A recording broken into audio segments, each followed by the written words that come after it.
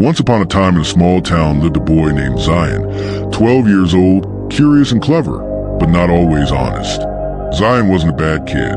He just had a habit of saying little lies to get out of trouble. Once upon a time in a small town lived a boy named Zayan, 12 years old, curious and clever, but not always honest. Zayan wasn't a bad kid. He just had a habit of saying little lies to get out of trouble. The judges loved it. Zayan won first prize, a trophy, certificate, and applause. Everyone praised him, even his strict science teacher, who rarely smiled. But something inside Zayan didn't feel right.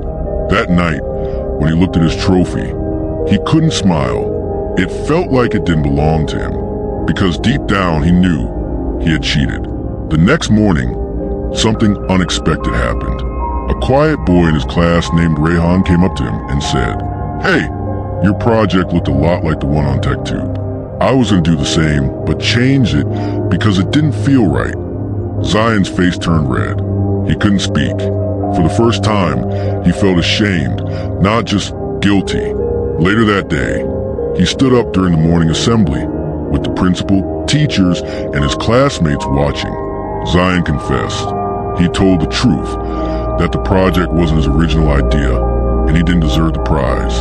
There was silence, then a few whispers, then applause. His prize was taken back. Yes, but something greater was given to him. Respect, dignity, and peace in his heart.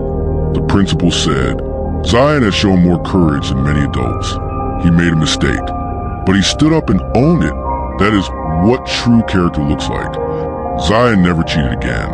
In fact, the next year, he came back with his own invention, a simple robot that could draw.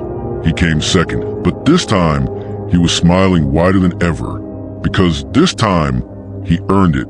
The truth may cost you something in the moment, but it gives you everything in the long run.